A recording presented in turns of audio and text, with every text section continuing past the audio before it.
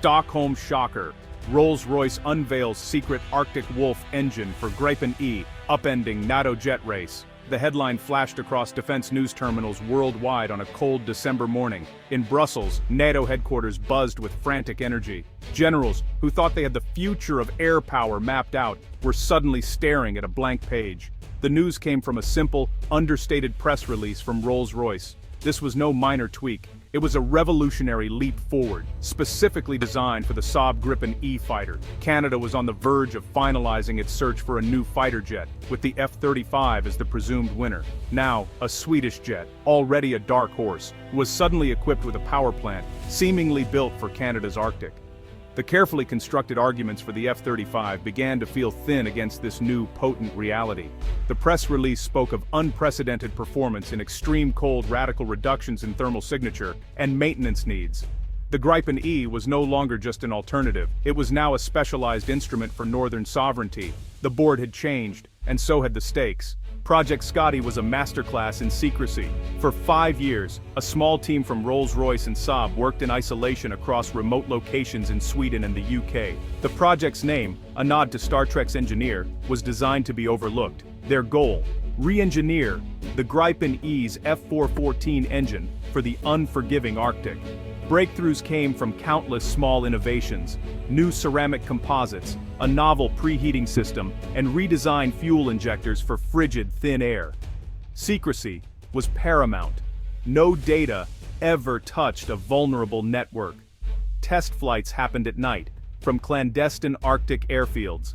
The final test, a Gripen E with the prototype engine, spent a winter in Swedish Lapland, with a minimal crew, simulating Canadian conditions. They performed engine swaps in open hangars, conducted cold-soaked starts after days in blizzards. The engine never failed, exceeding every benchmark. The secret was safe, and the weapon was ready. The Arctic Wolf was more than an engine, it was a strategic tool. The world would soon know. The Rolls-Royce RM-16 Arctic Wolf is more than a name, it's a mission statement. Designed to thrive where others falter, its core philosophy is survival and lethality in the harshest environment. Traditional jet engines struggle in the Arctic Wolf doesn't. Its integrated thermocyclic conditioning system preheats critical components, making cold starts fast and reliable. No more heated hangars or large ground crews, just a jet ready to scramble in under 15 minutes from a simple shelter. This transforms remote airstrips into credible defensive outposts, giving Canada unprecedented reach. The engine generates 15% more thrust and uses 10% less fuel than its predecessor, extending range and endurance.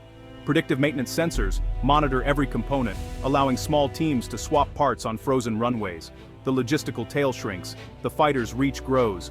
The Arctic Wolf is lean, adaptable, and built for the realities of Canada's north. It's not just about power, it's about survival. The Wolf survives by being lean and adaptable. For Canada, that's the new standard. The North just got a lot smaller. The Rolls-Royce announcement threw Ottawa into chaos. The F-35 stood for alliance, integration, and shared logistics, a seamless fit with NATO partners. The Gripen E, now with the Arctic Wolf, offered sovereign capability, tailored for Canada's unique defense needs. The debate split the room. Alliance versus independence, global integration versus Arctic mastery. The F-35 meant high costs and dependence on American logistics, but also political reassurance. The Gripen E meant a smaller, more nimble fleet, easier to maintain, and focused on home defense. Choosing the F-35 was a bet on the alliance, the Gripen, a bet on self-reliance. Each path carried risks, isolation from allies, or the challenge of building a separate supply chain. But the reward for the Gripen was mastery over Canada's own domain. The choice was no longer about which plane was better, it was about what kind of air force and what kind of country Canada wanted to be. The stakes had never been higher. The debate was no longer technical, it was existential. The future of Canadian air power hung in the balance. The world was watching.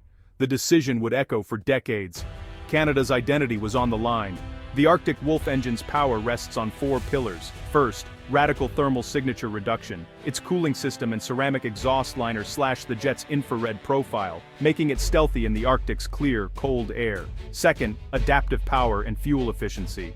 The engine shifts between high thrust and high bypass modes, maximizing range or speed as needed. Third, intelligent systems.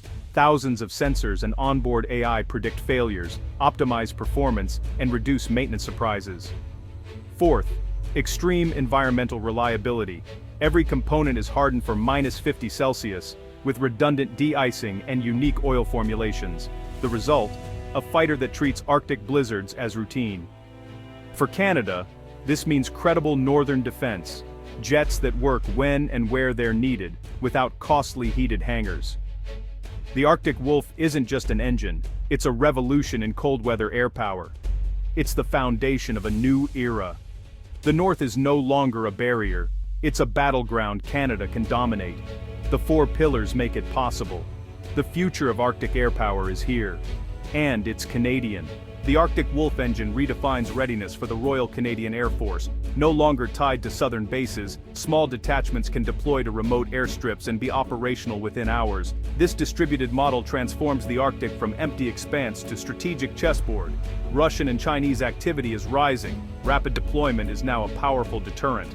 The Gripen E's lower operating costs, less than half the F-35's, free up billions for other defense priorities. Saab and Rolls-Royce promise technology transfer and domestic production, creating high-tech jobs and a homegrown aerospace industry.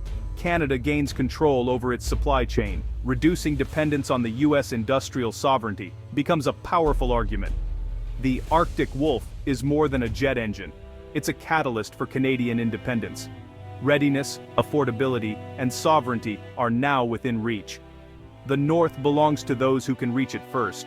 Side by side, the F-35 and Arctic Wolf Gripen E embody two philosophies. The F-35 is a networked, stealthy quarterback, powerful, but complex and costly, reliant on global logistics. The Gripen E is a lone hunter, rugged, reliable, and affordable, designed for harsh environments and independent operation. The F-35's stealth needs climate-controlled hangars. The Gripen thrives in the open, serviced by small crews. The cost gap is vast, not just in purchase but in lifetime sustainment. The F-35 ties Canada's fate to U.S. priorities. The Gripen offers sovereignty, but less coalition integration.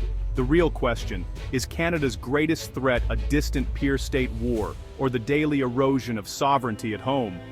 The F-35 is the ultimate team player, the Gripen, the sovereign protector. The choice is between being a cog in a big machine or master of your own house. For Canada, the answer will define its future. The world is watching. The stakes are clear. The Arctic Wolf revelation jolted NATO. The F-35 was seen as the inevitable future, but the Gripen's upgrade shattered that narrative. Suddenly, specialization, not standardization, was on the table. Military planners in Arctic nations questioned if they'd overlooked cold weather performance and independence. The Arctic Wolf proved that targeted upgrades could outmatch one-size-fits-all solutions. Platform specialization gained traction.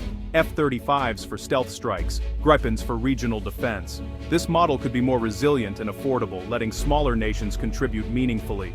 The Arctic Wolf was a triumph of European engineering, a symbol of autonomy outside the U.S. defense complex. Project Scotty showed Europe could still innovate, and that reliance on American tech wasn't the only path. The Gripen's new heart was more than an engine, it was a declaration of independence. The alliance was forced to rethink what air power really means. As 2025 ends, Canada stands at a crossroads. The fighter jet decision is now a defining moment for the nation's future. It's not just technical, it's philosophical alliance or independence. The F-35 means continuity, advanced stealth, and alliance reassurance, but higher costs and dependency. The Gripen E with Arctic Wolf means a new, independent course, reliable, affordable, and tailored for Canada's north. The risk friction with allies and less capability in distant wars. The reward, a tool honed for Canada's unique geography and climate. This decision will echo for decades, shaping not just defense, but national identity. Is Canada a loyal ally or an independent northern nation? Project Scotty forced the question into the open. For the first time, Canada has a real choice. The future of Canadian sovereignty and the roar of its jets hangs in the balance.